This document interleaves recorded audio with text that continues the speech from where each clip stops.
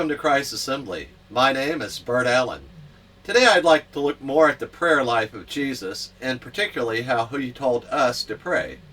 He wants us to have a wonderful, close, happy relationship with him, where we talk to him without ceasing, and we feel his love and we feel the Holy Spirit of God moving within us. And Jesus was talking from the mountain, the Sermon on the Mount. And here's what he said in Matthew chapter 6, verse 7. And when you are praying, do not use empty repetition as the Gentiles do, for they suppose that they will be heard for their many words. So Jesus is looking at us and saying, many words aren't really going to cut it. You can say the same thing over and over and over. And there are some religions that urge you to pray the same prayer over and over and over. And somebody might even tell you, go home and say 10 of those prayers, or say 20 of those prayers. Jesus wasn't like that. He was talking about praying from your heart, not just like the Gentiles, because the Gentiles are going to pray over and over with lots of words saying the same things over and over and over. But Jesus said, don't do that. Don't be like the Gentiles, doing empty repetition as the Gentiles do, for they suppose they'll be heard for their many words. There's no need to pray long prayers, not in the sense of going beyond what you really have to say. Long prayers with many words, Jesus said, stop, don't do that. That's not really what he's driving at. Well, what was Jesus talking about? He said, I want you to pray this way. He said, Our Father who is in heaven, sanctified be your name. You see that word sanctified? Sometimes it's translated hallowed or other words, but when you translate it as sanctified, it's the same root word, same root idea of who we are, that we're saints. Why are we saints? Because God sanctified us. I could even say sanctified us. He cleansed us and made us holy. But in the Old Testament, the name of God, the Hashem of Yahweh, the name of Yahweh, was a really special concept that means his name is who he is. And you don't take the name of God lightly. You don't take it in vain. You don't speak his name without purpose and meaning. But he said, in heaven, his name is hallowed, sanctified, holy. And that's the way it really should be in our lives. That we should treat God and his name where we don't just say, oh, blank, or Lord, blank. We say those words, we mean them. We don't just take them as an expression of surprise, or like we're startled, or something unusual happened. We should give God and his name special attention. It's what he said. Notice that it's our Father, not just my Father or your Father, but our Father. Our faith reflects that we are all one in Christ. We all have the same Father. He's in heaven. We've all been sanctified, made holy, separated for God's use by the power of God in our lives. It's not something we do. It's all about what he's done and continues to do in our lives. And we're going back to that idea of the name of God, that his name is important. We don't take it lightly. We're also going to talk in our prayer life about just a few things in this passage. This Lord's Prayer, as we call it, first centers upon the Father and his kingdom. What does it say? Your kingdom come, your will be done, as in heaven, so also on earth. Those are commands, imperatives. We're not commanding God to do something. We're expressing the intent of our hearts, our desires, that we desire that God's kingdom come to earth. And we want to be a part of that. We can live today with a kingdom way of living, a kingdom that resides in our hearts by the presence, power, and reign of Jesus Christ in our lives. But we're also looking forward to that glorious day where Christ is going to come back in Revelation 19 and Zechariah 14. He's going to set his feet on the Mount of Olives. He's going to return with his holy ones. He's going to return and set up his millennial kingdom on earth. What a glorious day that will be. But until then, we have our eye on the future, but our hearts are living in the present. We're praying that, Lord, we want your kingdom to come today, right now.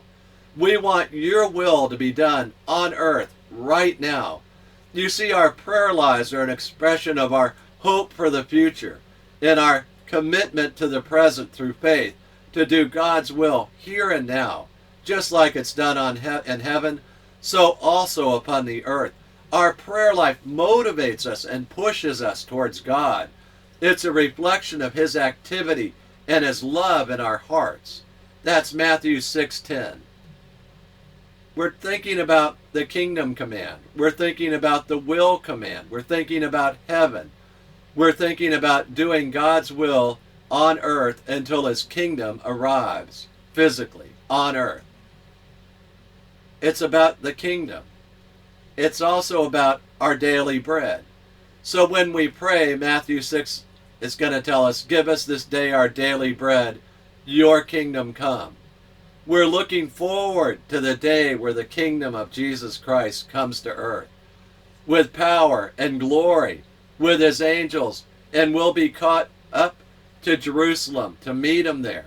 We'll be gathered up by the angels, and the evil people will be gathered to meet him there. And he will separate them as the sheep from the goats. Those bad guys will be going off to eternal punishment. We will be left behind on earth to enjoy the kingdom of God on earth, manifested with all its glory. Well, it's about that gift that God gives us, that we need this daily help. We need a daily supply. We need daily all that God gives us. Let's look at that in more detail. With the Father's forgiveness. With the Father's forgiveness, we want to make sure that we're passing that on to other people and praying about that. And forgive us our debts as we also have forgiven our debtors. That's Matthew 6:12. God's telling us that just like you received that once and for all time forgiveness on the day you were born from above, at that moment you accepted the free gift of eternal life and the forgiveness from the death penalty for your sins by faith in Jesus Christ. At that moment, the blood of Jesus Christ became effective for you, spread out upon your whole life from the moment you were born and beyond. And God says, everything you've done I covered under my blood. Everything. No need to worry that some sin is too big that God couldn't forgive you. The blood of Jesus Christ cleanses us from all sin. He emphasizes daily forgiveness, daily debts that we have. We owe other people every day. They owe us every day. What do they owe us? Forgiveness, just like the Father forgives us. Daily we forgive people. Daily we forgive our debtors. We live in a daily, moment-by-moment relationship with Jesus Christ. I call all believers daily ministers for Christ. We're going to be walking with him every day. We're looking for the Father's deliverance. He says, and do not lead us into temptation, but deliver us from evil. Matthew 6:13. You might remember that the Holy Spirit compelled Jesus to go out in the wilderness to be tempted by God. We read about that already. There's a video on that. But when he's out there, he's tempted, but he didn't fall. He used Scripture over and over again to confront Satan and say, no, here's the truth. I believe the truth. I wrote this, and I'm going to live this. But God says he won't lead us into sin. That's never going to happen. He's never going to tempt us. That's never going to happen. God tempts nobody ever. But we pray not to be led into temptation, to focus our minds on what God's like, that he's always going to help us. We will face temptation every day, but no temptation will be so big or so unique that God won't help us through it, that he won't provide the way of escape so that we can endure every temptation. But God's always going to deliver us from evil. He loves us. He's providing the way of escape. He's providing the deliverance. It's up to us whether or not we will follow God and get out of that temptation and out of that sin or not. Being tempted is not sin. Christ was tempted in all ways we are, yet without sin. Sin occurs when you give in to the temptation. Well, what does that all mean? Jesus focused upon daily temptation. Temptations coming every day. He's focusing upon daily deliverance. And we're ready every day. It's a daily prayer life, a daily walk with Christ. Where have we been? Well, here's the summary. We looked at a daily kingdom. We looked at daily bread. We've looked at daily forgiveness. And we've looked at daily sanctification. God says that all those things are daily requirements for living with Him.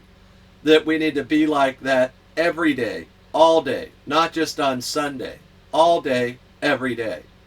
That's what our prayer life should be like, all the time. We should do the way that Jesus laid it out. Do we use those same words over and over and over? We could, but Jesus said, be careful of just using empty repetition. Be careful of saying a bunch of words just to be heard by God. He knows what you need before you even ask. Let's pray. Father, we thank you for your word and your blessing. We pray that we would learn from Jesus how to pray. We know that the Holy Spirit helps us to pray, that without Him we do not know how to pray. But with your Spirit in our lives, Lord, we rejoice in you, we love to pray, and we love to pray prayers all about you. Thank you for all that you give us every day. We thank you most of all for Jesus. We pray in His name. Amen. Before I close, you know I like to talk about the gospel. Before I close the video, I'd like to share with you 4 verses about eternal life. I often ask people this simple question: why should Jesus let you into heaven? And the answer to that question surprises many people because it comes from the Bible and it's simple and it's clear.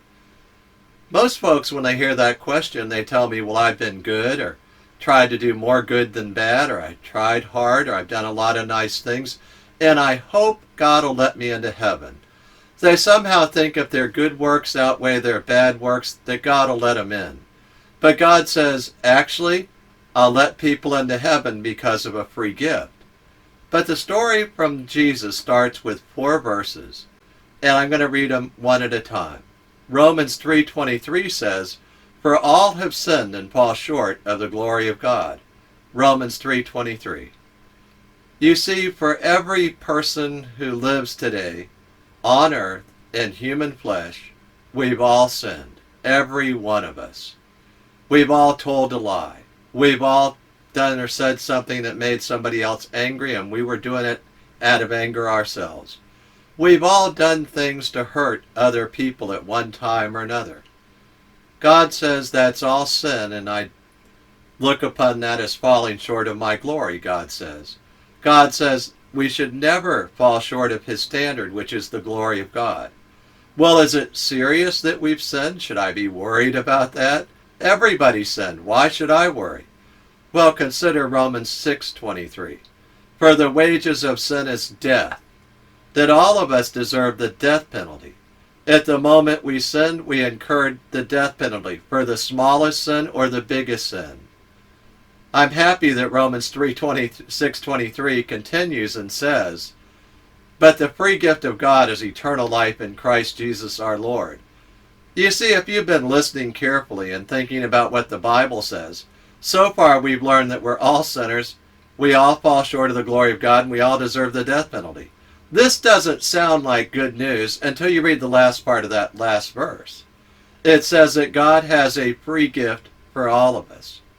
It's in Christ Jesus our Lord, and it's eternal life. The free gift of eternal life that only Jesus Christ can give you. He said He's the way, the truth, and the life. No one comes to the Father but through Him. Why would God offer us this great gift if we're all sinners? Well, Romans 5:8 tells us. It says, but God demonstrates His own love toward us, in that while we were yet sinners, Christ died for us. He died for us. He died in our place. God loves sinners like you and like me.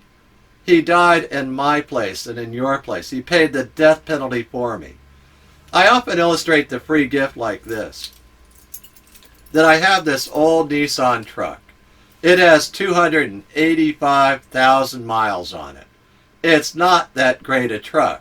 It sits at the beach every day. But I illustrate the point this way. I hold up the keys to my truck and I say, I'm going to make you a symbolic gift of my truck. But until you take the keys out of my hand, it's not your truck yet. Well, let me tell you what I mean. A lot of people have been going to church for years. They know all about Jesus. They can quote verses about Jesus. But they know in their heart that they're not quite right with God. And there's never been a day in their life where they've been born again and they know it. You see, they're just staring at the keys in God's hand, and He's offering you the free gift today of saying, reach out by faith and receive that free gift and take it into your heart today. Receive the free gift. Okay, how do we do that? Well, Romans 10:9 tells us how to do that. It says that if you confess with your mouth Jesus is Lord and believe in your heart that God raised Him from the dead, you will be saved. And He means saved from the death penalty, eternal destruction. So we can receive that free gift right now by faith, and we can pray a prayer together. I urge you to pray with me. I'm going to pray it right now. Lord Jesus, I thank you that you love me. I confess that I am a sinner and I fall short of the glory of God. I confess too that I deserve the wages of sin, which is death. But Lord, you offer me the free gift of eternal life in Christ Jesus our Lord. I accept that free gift right now. I believe that you love me and that God died on the cross for me, that Jesus Christ is God, and He died on the cross for me. You paid the death penalty for me, Lord Jesus. Thank you so much. I confess with my mouth Jesus is Lord, and I believe in my heart that God raised Him from the dead. I repent of my sins, and I accept that free gift, Lord. Thank you so much that you have forgiven me. In your name I pray. Amen. Now, if you prayed that prayer with me, I'd love you to send me an email and we'll rejoice together. Send me the email at friend@christassembly.org. That's friend@christassembly.org. I look forward to hearing from you. Hallelujah.